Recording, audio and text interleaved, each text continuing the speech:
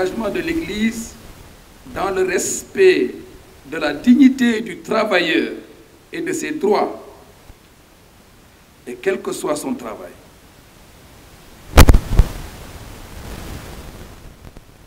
Nous nous souhaitons donc à tous bonne fête. Luc 10, 7. L'ouvrier, tout travailleur, mérite son salaire. Soyons justes dans les salaires. Tout travailleur mérite son salaire. Que ce soit le travail manuel, dur et pénible des ouvriers de toutes sortes et des paysans, que ce soit le travail professionnel qualifié, que ce soit le travail intellectuel, que ce soit aussi, ne l'oublions pas, le travail pastoral, voire spirituel. Les moines disent bien, Père Abbé, l'œuvre de Dieu, n'est-ce pas? C'est une œuvre. Donc, frères et sœurs, bonne fête à tout le monde. J'ai lu, il y a quelques dizaines d'années, un article intitulé « Le bienfait des larmes ». Le bienfait des larmes. Je ne le dis pas pour moi seulement, hein, mais aussi pour moi, et surtout pour moi. C'est pour vous préparer à toute éventualité. mbokk yi su mees bi jeexee dinaa leen waxtaaneel li nekk ci suma biiru xol mu doon baat yi ngeen may fàttalikoo ngir ngeen gën a jëm kanam ci liggéeyu jàngu bi file ci diocèse u Thiès te ngeen di ma fàttaliku ci ñaan itam neuvaine bi ñu jàng sànq na ngeen ko wéyal tuuti ba ci kanam balaa booba nu ànd taataan li nu baatu yàlla jéemantal ci xewte Saint Joseph xewte Yosef mu sell mi liggéeykat bi ñuy xumbal tey jile mën nañu tënk lépp ci benn kàddu mooy roy ci Yosef mu sell mi roy ci Yosef mu sell mi ci naka mooy jëkk roy ci li mu déggal yàlla yàlla mi ko tànnoon mu doon borom këru Mariama ak baay ci Yeesu moom lañu gën a fësal ci xewte bi ñuy xumbal le 19 mars déggal yàlla ci ngëm ak kóolute roy ci Yosef mu sell mi mooy itam nu roy ci ni mu fonkoon liggéeyam tey mooy feetu liggéeykat yi ci li mu fonkoon liggéeyam moom lañu gën a fës ci xewte 1er mai bile mbokk yi fonk si liggéey mooy fonk sa warugaar yi ci sa liggéey ak ci sa bérébu liggéeykaay bañ a yem rekk di xool li ñu la amal sa wareef ak sa ak fonk si liggéey mooy def lépp li la war mëttali say warugaar doxal yoon njubaay ak ngor revendication am na naam te lu war la ngir jot ci sa droit waaye bul fàtte na fekk jëkk nga mëttali sa devoir.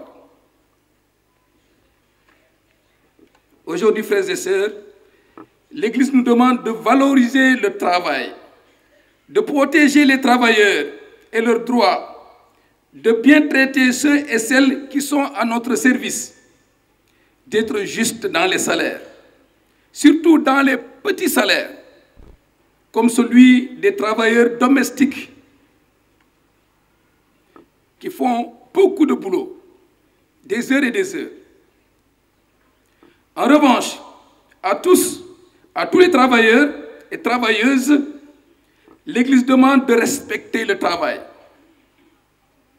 qui leur procure le salaire et le pain quotidien. Respecter le temps du travail. Quand Jésus dit l'ouvrier mérite son salaire, il ne le dit pas pour le paresseux ou l'oisif. Il ne dit pas que celui-là mérite son salaire, mais l'ouvrier qui donne dole.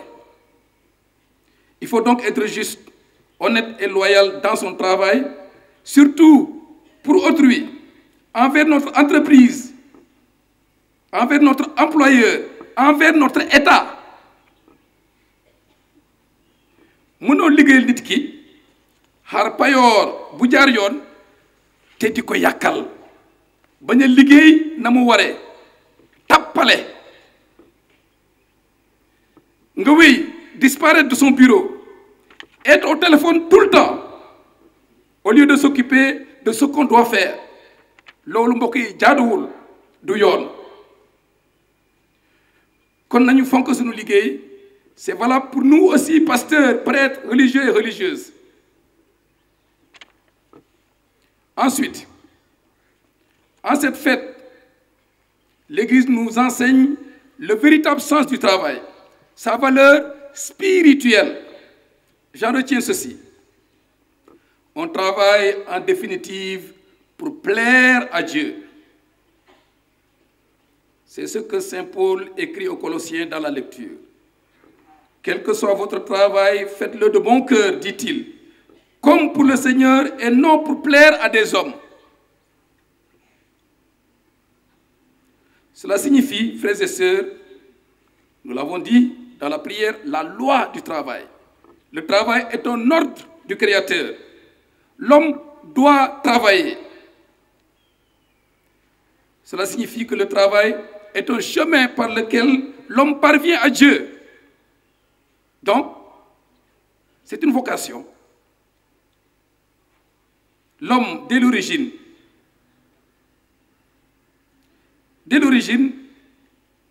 le travail est un moyen pour accomplir la volonté de Dieu. Donc, un chemin de sanctification. Mbokk yi liggéey Yàlla ko tëral. Kon ku liggéey yaa ngi teral Yàlla. Yaa ngi ci sa yoonu sellaay. Ndege sellaay bokk na ci nit ki topp li Yàlla yeble. Ku matali sa liggéey na mu waree jiital ci Yàlla ngir Yàlla yaa ngi ci yoon wu neex Yàlla. Dégg nañ ko li Paul mu sell mi waxoon waa Kolos bindoon waa Kolos nee na liggéey bi mu mën a doon na ngeen ko matali ak xol bu tàlli ngir Yàlla aste ngir neex nit moom la bind liggéey bi mu mën a doon bu ci gën a suufee bu dee am na mbaa bu ci gën a kawe bu kenn xeeb li muy def te mu di ko def ngir Yàlla. C'est ce que l'apôtre Paul dit sans ambages. Je le cite, le maître, c'est le Christ. Ñun ñëpp ay surga lañu. Le maître, c'est le Christ. Vous êtes à son service. Ainsi, dans mon travail, je suis au service du Maître, du Seigneur Jésus. Frères et sœurs, ça donne une motivation unique, une dimension spirituelle au travail. Ça veut dire que le travail en soi n'a pas une valeur absolue. Travailler, c'est rendre gloire à Dieu, c'est rendre grâce à Dieu, action de grâce. Si c'est Dieu qu'on honore par le travail, et alors, nul ne devrait mettre son travail avant l'accomplissement des devoirs envers le Créateur.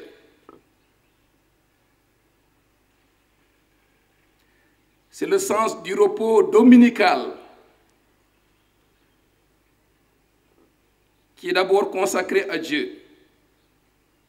La Bible nous enseigne que Dieu lui-même s'est reposé pour sanctifier le 7e jour, pour se le dédier à lui-même, pour ainsi dire. moo tax yëpp li bi naan dimanche bésu yàlla la bu ca liggéey te teral ko dimanche bés rogo bo jal tik to tetlel teral yàlla te doo ci boole jàng mees teral yàlla te doo ci boole ñaan yàlla ci bésu dimanche loolu amul njariñ kon nañu fonk bésu dimanche balaa lépp ñëw mees teral yàlla te doo ci boole coofeel ci sa moroom ak mbëggeel ci sa njaboot amul njariñ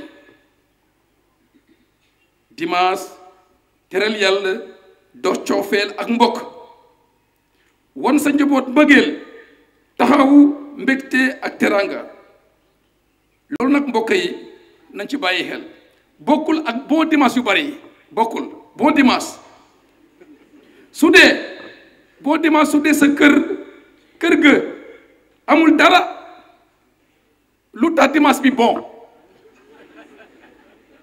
kon loolu ban boo dimanche la leer na de boo dimanche daal na jëkk ca kër ga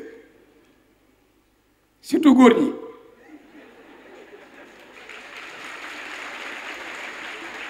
après messe rek ñu ne fes ba jusqu'au soir et même jusqu'au petit matin parfois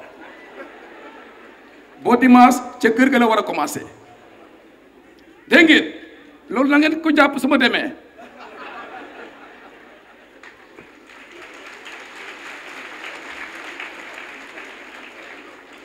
kon mbokk yi xewte wile am na solo lool premier mai ngir nu fàttaliku njëriñ bi liggéey ëmb ci ngëmu chrétien ngir nu gën a farlu ci sunu liggéey ngir ñu ñaan Yosef mu sell mi liggéeykat mu taxaw nu yàlla barkeel sunu liggéey ngir nu ndemeeku ñi ut liggéey ak ñoo bare ba sax dugg ci gaal yi nañ leen nemmeeku bu baax te loolu nguur gi moo ci war a jiitu ñu nemmeeku ñi di wut liggéey ñi bëgg liggéey te mënuñu ko ndeke feebar mbaa laago bañ a fàtte ñi di fexe liggéey ngir ku nekk mën a jàpp ci dara chef d'entreprise yi bañ a fàtte ñi féetewoo formation tàggat jàngale liggéey ci atelier yi ci ñaanu Yosef mu sell mi na yàlla may ku nekk yiw ak barke yi muy sàkku tey jile amin nuy naa la Yosef yow mi fees ak yiwu yàlla uuf nga musalkat bi te mu màgg ci sa kanam barkeel nga ci góor ñépp te Yeesu doomu yàlla ci sa jabar jur te des xeeg barkeel na Yosef mu sell mi yow mi di bàyyi doomu yàlla ñaanal nu ci sunu tiisu njaboot wérgum yaram ak liggéey ba ca sunu fan ya di mujjee te nga wàll suñu ci sunu waxtu dee amin